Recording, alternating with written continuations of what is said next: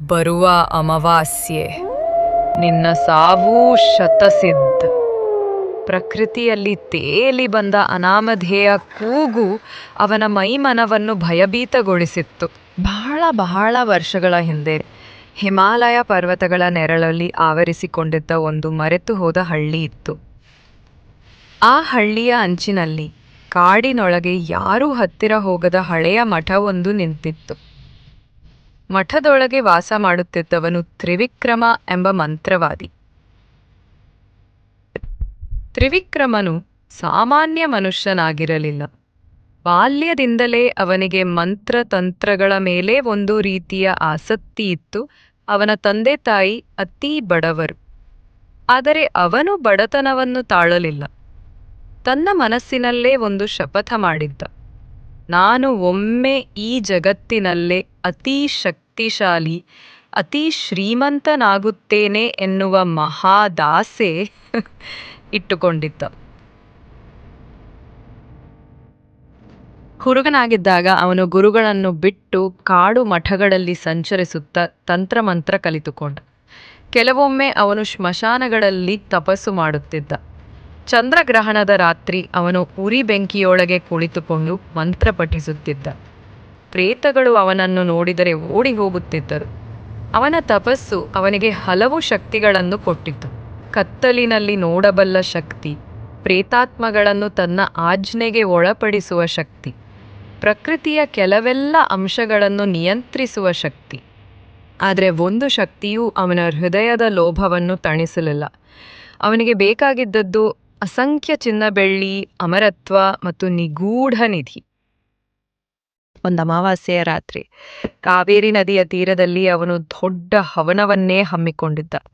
ಬೆಂಕಿಯ ಜ್ವಾಲೆಗಳು ಆಕಾಶಕ್ಕೆ ತಾಗುತ್ತಿದ್ದವು. ಕತ್ತಲೆಯ ನಡುವೆ ಕೇವಲ ಮಂತ್ರಗಳ ಪ್ರತಿಧ್ವನಿಯೇ ಕೇಳಿಸುತ್ತಿತ್ತು. ಕಪ್ಪು ಹಕ್ಕಿಗಳು ಗಾಳಿಯಲ್ಲಿ ಸದ್ದು ಮಾಡುತ್ತಾ ಹಾರುತ್ತಿದ್ದವು. ತ್ರಿವಿಕ್ರಮನು ಕಪ್ಪು ಬಟ್ಟೆ ತೊಟ್ಟು ತ್ರಿಶೂಲ ಹಿಡಿದು ಜಪ ಮಾಡುತ್ತಿದ್ದ. ಅಕಸ್ಮಾತ್ ಆ ಬೆಂಕಿಯಿಂದಲೇ ಒಂದು ದಿವ್ಯ ಶಬ್ದ ಹೊರಹೊಮ್ಮಿತು. ತ್ರಿವಿಕ್ರಮ, ನಿನ್ನ ಬಯಕೆ ನನಗೆ ಗೊತ್ತಿದೆ. ಶಿವನ ದೇವಾಲಯದ ಗರ್ಭಗುಡಿಯ ಕೆಳಗೆ ಅಡಗಿರುವ ನಿಧಿಯೇ ನಿನ್ನ ಕನಸಿನ ಸಂಪತ್ತು. ಆದರೆ ಎಚ್ಚರ, ಆ ನಿಧಿಯತ್ತ ಹೋಗುವ ದಾರಿಯಲ್ಲಿ 3 ಅಡೆತಡೆಗಳು ಇವೆ. ಮಾನವನ ಶಕ್ತಿಯಿಂದ ಅಲ್ಲ, ಹೃದಯದ ಶುದ್ಧಿಯಿಂದ ಮಾತ್ರ ಅದು ಸಿಗುತ್ತದೆ. ಆ ದಿವ್ಯನಾದ ಕೇಳುತ್ತಿದ್ದಂತೆ ಆಕಾಶವೇ ನಿಂತಂತೆ ಆಯಿತು. ಗಾಳಿ ನಿಶ್ಚಲವಾಗಿ ನಿಂತಿತು. ತ್ರಿವಿಕ್ರಮ ತಲೆ ಎತ್ತಿ ನಕ್ಕನು. ಹೃದಯದ ಶುದ್ಧಿ, ನನಗೆ ಶಕ್ತಿಯೂ ಮಂತ್ರವೂ ಇದೆ. 100 ಅಡೆತಡೆಗಳೇ ಆಗಲಿ, 1000 ಅಡೆತಡೆಗಳೇ ಆಗಲಿ, ನಾನು ಅದನ್ನೇ ಗೆಲ್ಲುತ್ತೇನೆ. ಅವನ ನಗುವಿನಲ್ಲಿ ಅಹಂಕಾರ ಮತ್ತು ಗರ್ವದ ಗರ್ಜನೆ. ಅವನ ಕಣ್ಣುಗಳಲ್ಲಿ ಕೆಂಪು ಬೆಂಕಿಯ ಹೊಳಪು ತೋರಿತು. ದಾಹ, ದುರಾಸೆ ಮತ್ತು ಹುಚ್ಚುತನ. ಆ ದಿನದಿಂದ ಅವನ ಜೀವನದ ಗುರಿಯೇ ಒಂದು: ಶಿವನ ದೇವಾಲಯದ ನಿಧಿ ಪಡೆಯುವುದು. ಅವನ ಹೃದಯದಲ್ಲಿ ಕತ್ತಲೆಯ ವಾಗ್ದಾನ ಮೂಡಿತು. ಬೆಳಗಿನ ಜಾವ ಮಂಜು ಮುಸುಕಿದ ಪರ್ವತಗಳೊಳಗೆ ತ್ರಿವಿಕ್ರಮನು ಹೊರಟ. ಅವನ ಜೊತೆ ಒಂದು ಕಪ್ಪು ಹಕ್ಕಿ. ಅದು ಅವನ ಆತ್ಮಸಖಿ. ಆ ಹಕ್ಕಿಯ ಕಣ್ಣುಗಳಲ್ಲಿ ನಿಗೂಢ ಬುದ್ಧಿಯ ಹೊಳಪು. ಅದು ಅವನಿಗೆ ದಾರಿ ತೋರಿಸಬೇಕಾಗಿತ್ತು.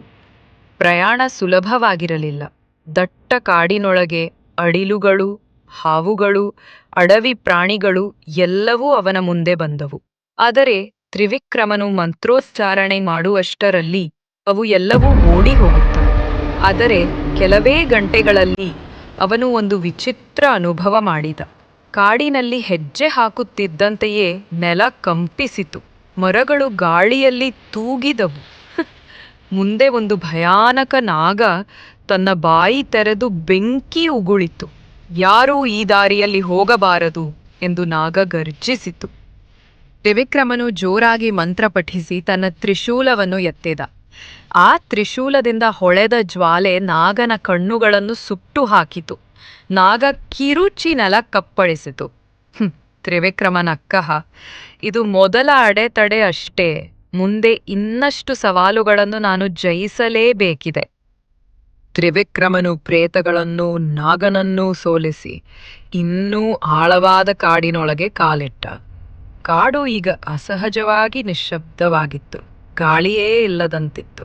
ಮರಗಳ ಎಲೆಗಳು ಚಲಿಸದೆ ನಿಂತಿದ್ದವು. ಅವನ ಕಪ್ಪು ಹಕ್ಕಿ ಕೂಕ್ ಎಂದು ಕೂಗಿ ಅವನ ಭುಜದ ಮೇಲೆ ಇಳಿದುಕೊಂಡಿತು. ತ್ರಿವಿಕ್ರಮನು ತನ್ನ ಕೈಯಿಂದ ಅದರ ತಲೆ ಸವರುತ್ತಾ, ನಾವು ಸರಿಯಾದ ದಾರಿಯಲ್ಲಿ ಹೋಗುತ್ತಿದ್ದೇವೆ. ಈ ನಿಶ್ಶಬ್ದವೇ ನನಗೆ ಗುರುತು. ನಿಧಿ ಹತ್ತಿರದಲ್ಲಿದೆ. ಆದರೆ ಏಕಾಏಕಿ ಅವನ ಮುಂದೆ ನಿಂತಿದ್ದ ಒಂದು ದೊಡ್ಡ ವಟವೃಕ್ಷ ತನ್ನ ಬೇರುಗಳನ್ನು ನೆಲದಿಂದ ಎತ್ತಿಕೊಂಡಿತು. ಮರದ ಕೊಂಬೆಗಳು ಸರ್ಪಗಳಂತೆ ತಿರುಗುತ್ತಾ ಅವನ ದಾರಿಯನ್ನು ಮುಚ್ಚಿದವು. ಮರದ ಬಾಯಿಯಂತಿದ್ದ ಬಿರುಕು ಬಿಚ್ಚಿಕೊಂಡಿತು. ಹೇ ಮಂತ್ರವಾದಿ ಎಂದು ವಟವೃಕ್ಷದ ಘನ ಶಬ್ದ ಗರ್ಜಿಸಿತು. ನೀನು ಯಾರು ಎಂದುಕೊಂಡಿದ್ದೀಯಾ? ಪ್ರತಿ ಜೀವಂತ ಪ್ರಾಣಿಯು ಕಥೆ ಹೇಳುತ್ತದೆ. ಆದರೆ ನಿನ್ನ ಮನಸ್ಸು ಲೋಭದಿಂದ ತುಂಬಿದೆ. ನೀನು ನಿಧಿ ಪಡೆಯಲು ಯೋಗ್ಯನಲ್ಲ. ತ್ರಿವಿಕ್ರಮ ನಕ್ಕನು. ಮರವೇ ಮಾತಾಡುತ್ತಿದೆ. ನಿನಗೆ ಶಕ್ತಿ ಇರಬಹುದು, ಆದರೆ ನಾನು ಮಂತ್ರವಾದಿ. ನನ್ನನ್ನು ತಡೆಯುವುದು ಸುಲಭವಲ್ಲ. ಅವನು ಮಂತ್ರ ಜಪಿಸಿದ. ಬೆಂಕಿಯ ಹೊಳೆ ಆ ಮರದ ಬೇರುಗಳಿಗೆ ಅಪ್ಪಳಿಸಿತು. ಆದರೆ ವಟವೃಕ್ಷ ಬೆಂದಿಲ್ಲ. ಬದಲಿಗೆ ತನ್ನ ಸಾವಿರಾರು ಬೇರುಗಳನ್ನು ಹಾವಿನಂತೆ ಚಾಚಿಕೊಂಡಿತು. ಅವು ತ್ರಿವಿಕ್ರಮನ ಕೈಕಾಲುಗಳನ್ನು ಹಿಡಿದು ಎಳೆದವು. ವಟವೃಕ್ಷ ಹೇಳಿತು, ನೀನು ಮುಂದೆ ಹೋಗಬೇಕೆಂದ್ರೆ ನನಗೆ ಸತ್ಯ ಉತ್ತರ ನೀಡಬೇಕು. ಜೀವನದಲ್ಲಿ ಅತ್ಯಮೂಲ್ಯವಾದ ನಿಧಿ ಯಾವುದು?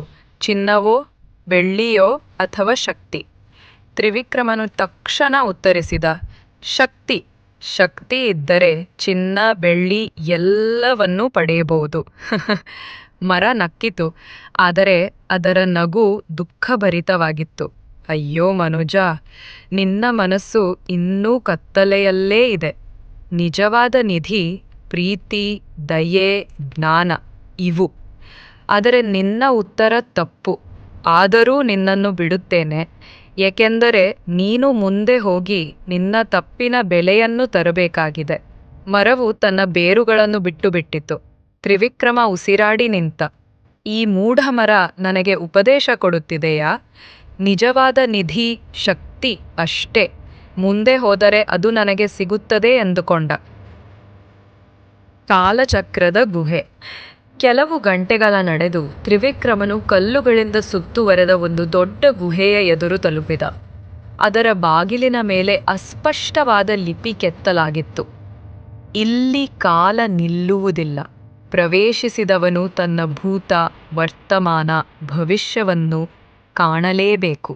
ಅವನ ಕಣ್ಣುಗಳು ಹೊಳೆಯಿತು. ಇದೇ ಆ ಕಾಲಚಕ್ರದ ಗುಹೆ. ಇಲ್ಲಿ ನನಗೆ ನಿಧಿಯ ದಾರಿಯ ಗುರುತು ಸಿಗಬಹುದು. ಅವನು ಗುಹೆಗೆ ಕಾಲಿಟ್ಟ. ತಕ್ಷಣವೇ ಅವನ ಸುತ್ತಲಿನ ಬೆಳಕು ಬದಲಾಗಿತು. ನೆಲವು ಕಣ್ಣೆದುರೇ ಆಕಾಶದಂತೆ ತಿರುಗತೊಡಗಿತು. ಗೋಡೆಗಳಲ್ಲಿ ಹಳೆಯ ಚಿತ್ರಗಳು ಮೂಡಿದವು. ಅವನ ಶೌರ್ಯ ಕಂಡು ಪ್ರತ್ಯಕ್ಷವಾದ ಅಸುರರು ಬಂಧನವಾಗಿದ್ದ ಶಿವನ ದೇವಾಲಯದ ನಿಧಿಯನ್ನು ತೋರಿಸಿದರು. ಅಹಂಕಾರದಿಂದ ನಿಧಿಯನ್ನು ತೆಗೆದುಕೊಂಡವನು ಅವರಿಗೇ ವಂದಿಸಿ ಹೊರಟಾಗ ರಾಕ್ಷಸ ಘರ್ಜಿಸಿದ, ಇದು ಆರಂಭ, ಅಂತ್ಯವಲ್ಲ ತ್ರಿವಿಕ್ರಮ. ನಿಧಿಯನ್ನು ಪಡೆದು ಬಂಧನದಲ್ಲಿದ್ದ ಶಿವನನ್ನು ಬಂಧಮುಕ್ತನನ್ನಾಗಿ ಮಾಡಿದ್ದೀಯಾ. ಇದರ ಫಲ ನೀನು ಅನುಭವಿಸಿಯೇ ಅನುಭವಿಸುತ್ತೀಯ. ರಾಕ್ಷಸರ ಎಚ್ಚರಿಕೆಗೆ ವ್ಯಂಗ್ಯವಾಗಿ ನಕ್ಕು ಅಲ್ಲಿಂದ ಹೋಗಿದ್ದ. ಬರುವ ಅಮಾವಾಸ್ಯೆ ನಿನ್ನ ಸಾವೂ ಶತಸಿದ್ಧ. ಪ್ರಕೃತಿಯಲ್ಲಿ ತೇಲಿ ಬಂದ ಅನಾಮಧೇಯ ಕೂಗು ಅವನ ಮೈಮನವನ್ನು ಭಯಭೀತಗೊಳಿಸಿತ್ತು.